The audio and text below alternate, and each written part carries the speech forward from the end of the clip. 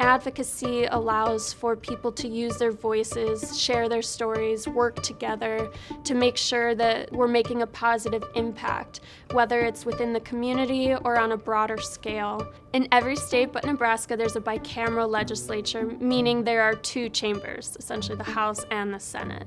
The legislative process is simply how a bill becomes law.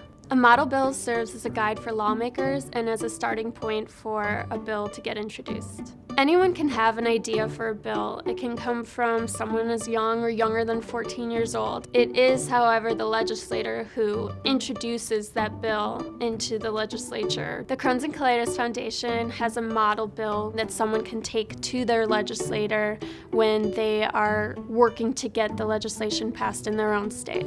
A sponsor is someone who is the proponent of the bill, the representative or senator who should be speaking with and meeting regularly with the constituents who are trying to get this legislation passed. The process for a bill getting passed is that it starts with an idea. A legislator then takes it to whichever chamber, whether it's the House or the Senate.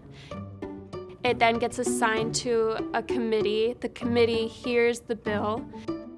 The bill then gets introduced in the other chamber, whether it's the House or the Senate.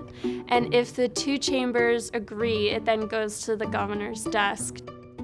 When I started working with my state representative on the legislation, the state representative researched whether a similar bill had been passed in any other state. Illinois was looking to be the very first state that passed the Restroom Access Act. The bill went to committee, Rules Committee. It then was assigned to a substantive committee from there.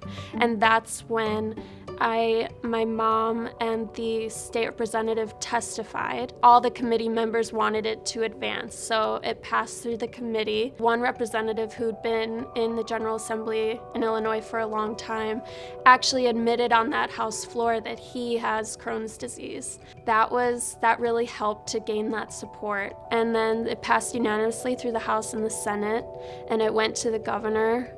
Eligible medical conditions that are included in the state law depend on the negotiations and the compromises sometimes within the state, but generally it's patients with inflammatory bowel disease, irritable bowel syndrome, and then other conditions that require the immediate use of a restroom. Some states also include or cover pregnant women, and then additional conditions that are discussed and determined during the legislative process.